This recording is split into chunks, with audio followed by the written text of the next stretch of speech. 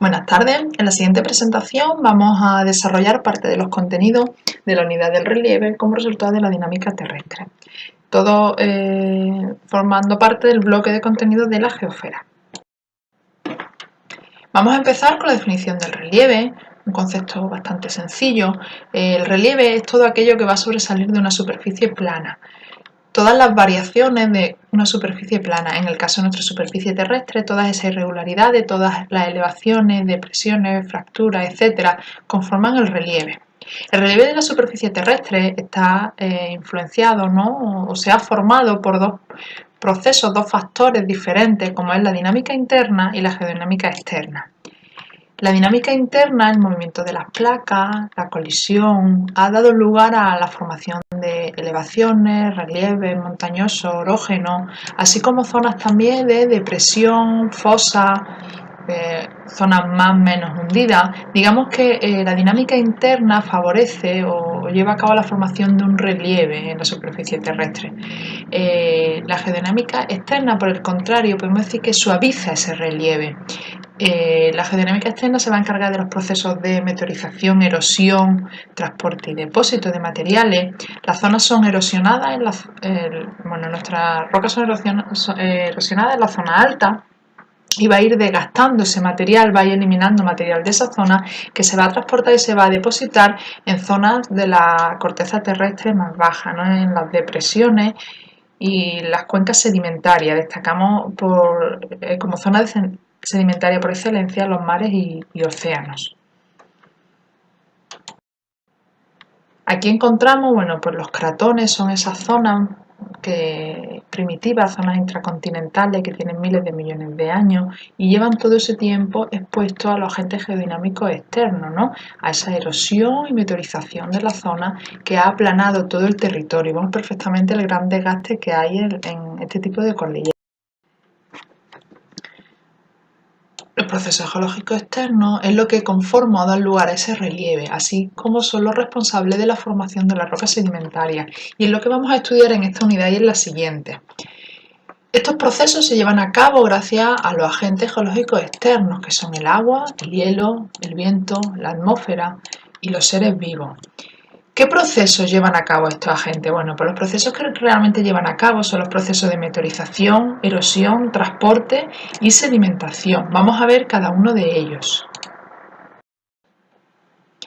La meteorización sería el conjunto de procesos y de cambios físicos y químicos en la roca. Estos cambios realmente van a consistir en la disgregación, alteración, en la rotura o fragmentación de la roca. Digamos que vamos a romper, a fragmentar la roca en trocitos de menor tamaño.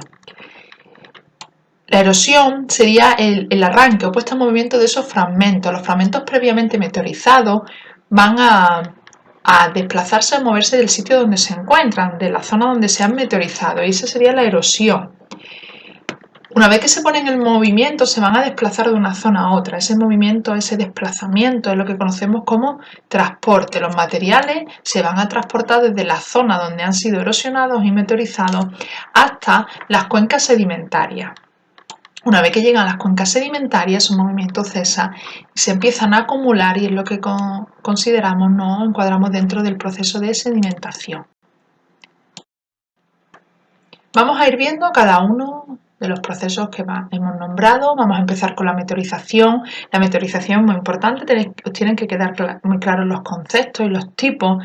Vamos a ver dos grandes tipos, que son la meteorización física o mecánica y la meteorización química. La meteorización física, como su nombre indica, es un cambio físico en la roca. Es una cosa, o se basa en una desintegración, una ruptura, fragmentación de la roca en pequeños fragmentos, pero en ningún momento hay un cambio de la composición o estructura química de esa roca. En cambio, la meteorización química sí es un cambio en la estructura química.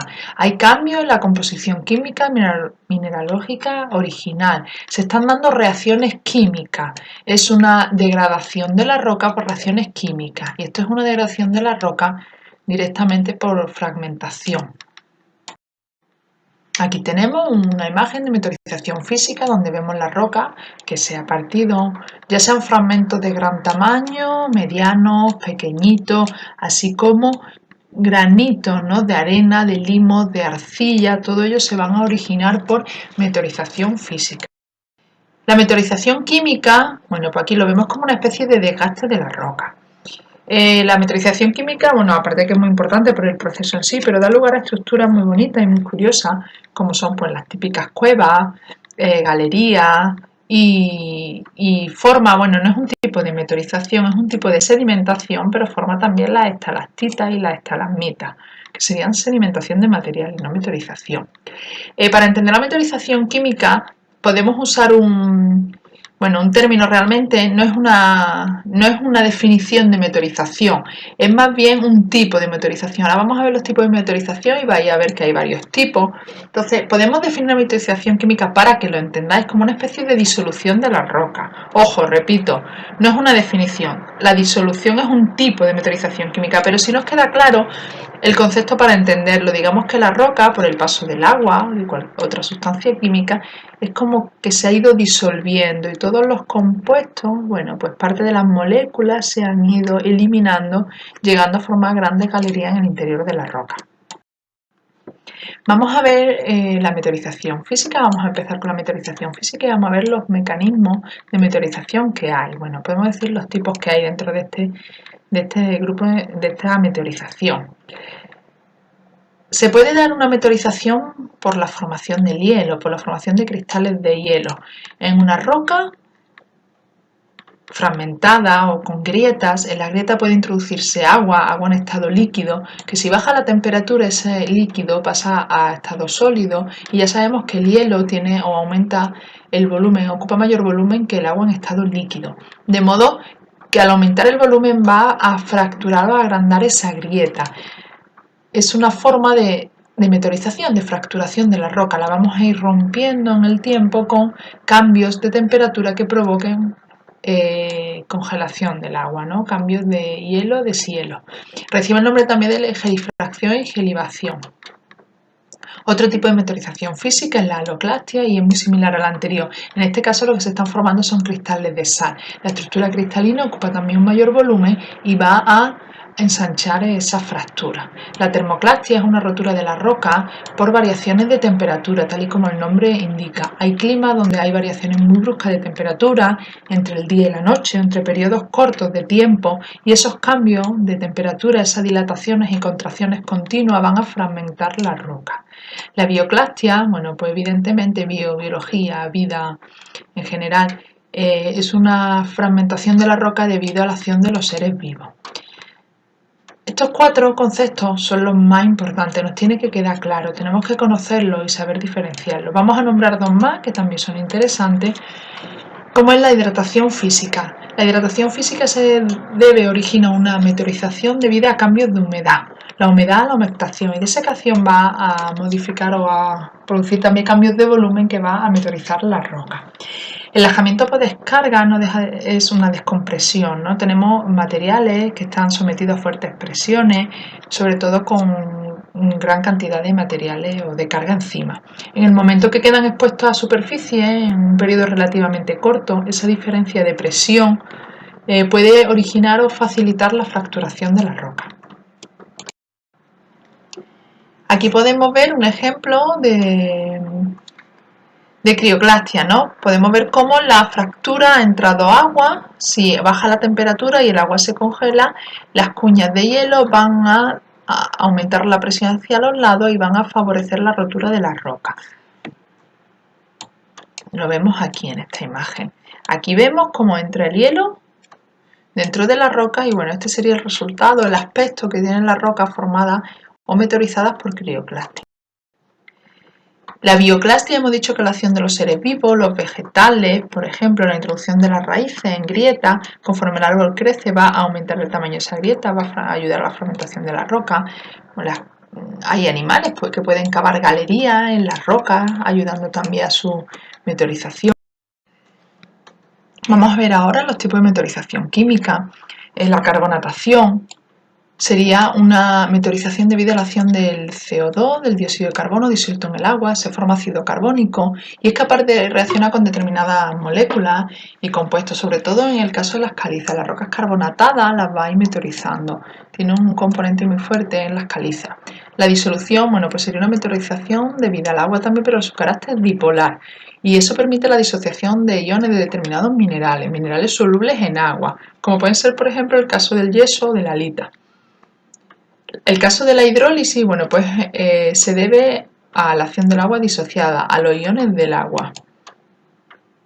Y esto va a reaccionar con moléculas de la red cristalina, produciendo también una meteorización.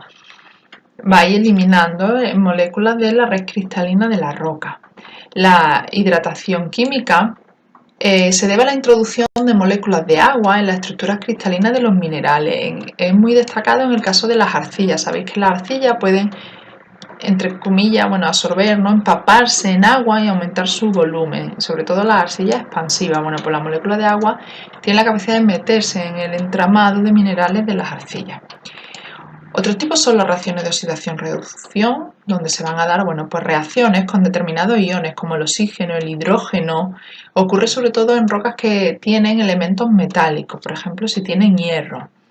Y las reacciones químico-biológicas son más raras, no son tan frecuentes, pero bueno, se debe a las reacciones de determinados elementos sobre restos orgánicos de seres vivos. Dentro de la meteorización química vamos a destacar la carbonatación, la disolución y la hidrólisis. Todos estos procesos se van a ver afectados evidentemente por determinadas características. No es lo mismo una meteorización sobre una roca metamórfica, ígnea o sedimentaria.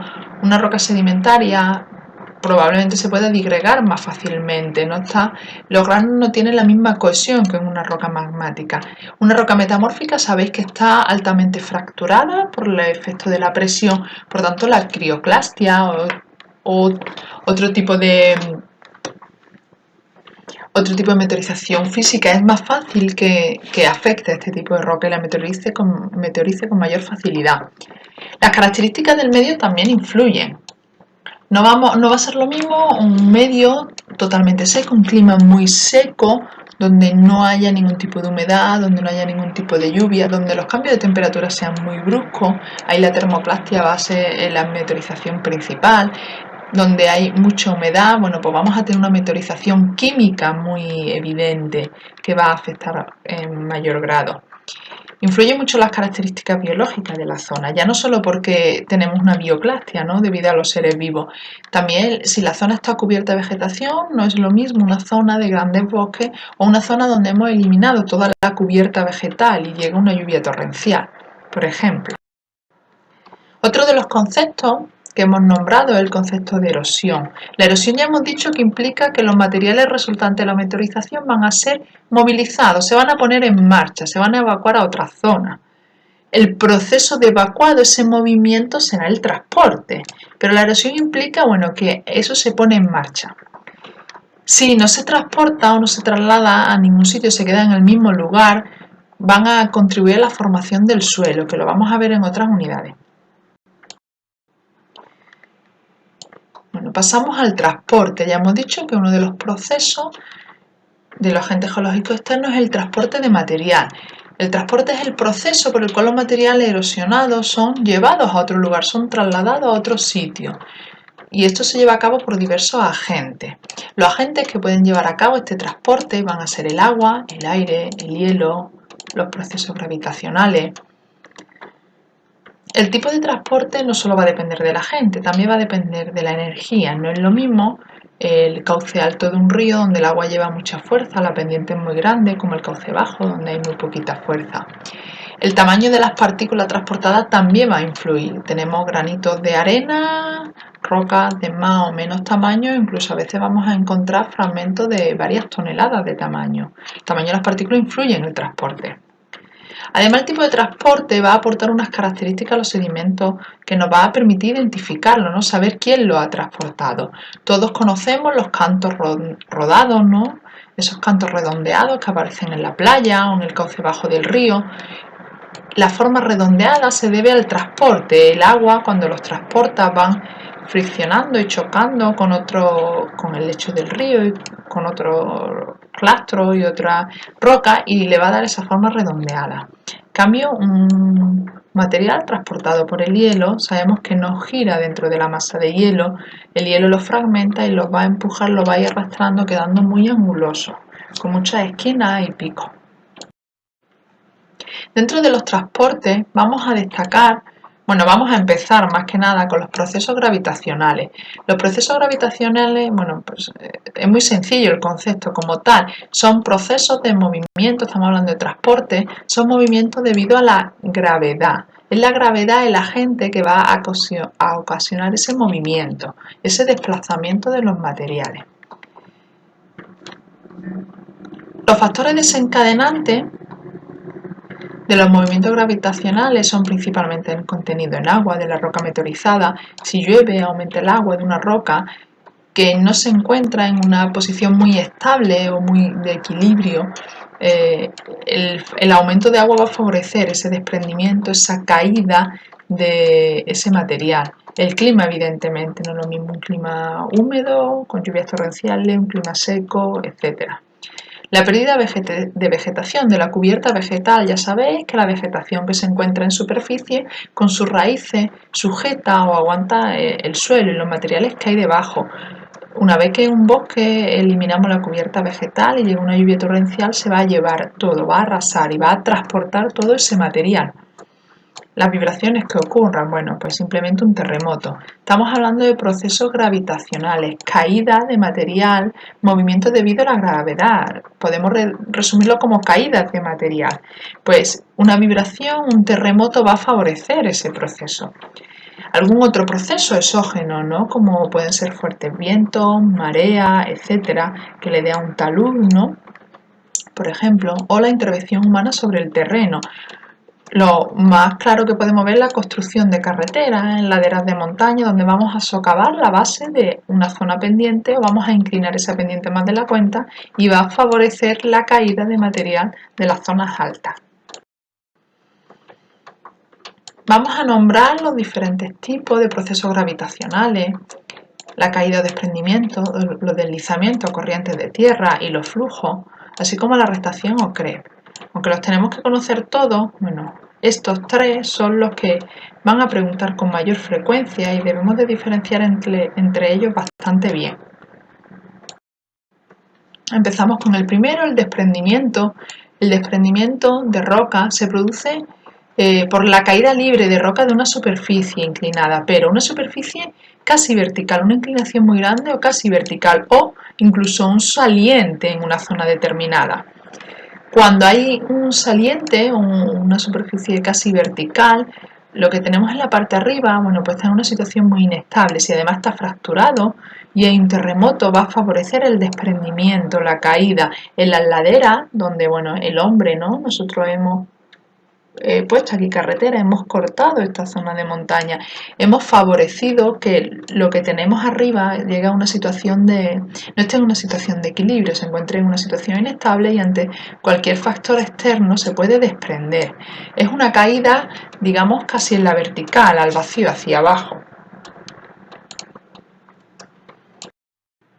Aquí tenemos, bueno, un desprendimiento, hay muchos desprendimientos, los vemos en los informativos, en las noticias, desprendimiento de roca en la playa de Lisboa, no solamente, bueno, pues hubo varias víctimas mortales, además, al caer en el agua provocó olas relativamente grandes y este desprendimiento fue originado por un terremoto. Otro de los deslizamientos, bueno, de los procesos gravitacionales son los deslizamientos. La diferencia entre el anterior y este es que el deslizamiento es un movimiento de material por una ladera más o menos inclinada. Aquí hay un deslizamiento y un movimiento sobre una superficie. En el anterior hemos dicho que es una caída de material hacia abajo. No hay punto de apoyo, o casi no hay punto de apoyo. Y aquí sí tenemos una superficie inclinada y el material se ve arrastrado sobre esa superficie. En este caso, bueno, pues también tiene un riesgo para la población porque puede sepultar zonas habitadas, ¿no? O estructuras que tengamos nosotros, ¿no? Y tiene un riesgo para la población. En el caso de un deslizamiento, donde esté mezclado con grandes masas de agua, de hielo o de nieve, va a recibir el nombre de avalancha. Aquí tenemos, bueno, pues un deslizamiento, un corrimiento de tierra en Los Ángeles, que aunque no causó muerte, sí que afectó bastante a la población. Hubo daño en las pertenencias y en las infraestructuras humanas. Otro tipo de movimiento gravitacional son los flujos, ojo, importante, flujo o coladas de barro. La colada de barro, bueno, es un tipo, podemos decir, pero van a preguntar principalmente como colada de barro. El concepto de colada de barro es lo que vamos a encontrar en las preguntas. Deslizamiento, derrumbe, colada de barro, son los tres que suelen preguntar. Los flujos son movimientos lentos. Se parece mucho al deslizamiento, es un material que se desliza sobre una superficie, pero en este caso el proceso es lento, lento en el tiempo. Nosotros lo vamos a poder percibir. Es un movimiento, normalmente se debe a que son materiales que absorben agua y al aumentar su volumen y el agua va a producir un movimiento, un desplazamiento muy lento en el tiempo. Estos tienen menos riesgo para la población precisamente por eso, por ser lentos en el tiempo. Yo puedo percibirlo y puedo verlo, puedo evacuar una zona de población que se vea afectada. En los dos casos anteriores, el problema es que ocurren muy rápido en el tiempo y no me da tiempo a evacuar una zona. Si hay un terremoto y hay un desprendimiento, no me va a dar tiempo a evacuar la zona. Aquí, en cambio, sí lo puedo ver. Aún así, aunque el riesgo sea menor porque no tiene por qué verse afectada la vida humana, también tiene riesgo para la población porque las infraestructuras se van a ver afectadas. Si tengo, bueno, pues zonas de comunicación entre un sitio y otro, tendidos eléctricos, vallas, esto con el desplazamiento a lo largo del tiempo se verá afectado. Por tanto, sí tiene riesgo para la población, aunque no sea tan grave. El último de los procesos gravitacionales es la refractación, y aunque no suele ser una pregunta muy típica, pero también debemos conocerlo y sobre todo es muy curioso, ¿no? La refractación es un movimiento y de materiales en una ladera al fin y al cabo, pero este sí que va a ocurrir de una forma muy lenta en el tiempo. ¿A qué se debe? Se debe a cambios de volumen, temperatura, o debido a la temperatura o a cambios en la humedad. Una zona donde la capa superficial, ¿vale?, sea capaz de absorber agua y a modificar su volumen por la humedad o por los cambios de temperatura, se van a dar pequeños aumentos de volumen cuando aumenta la humedad y disminuciones cuando baja la humedad.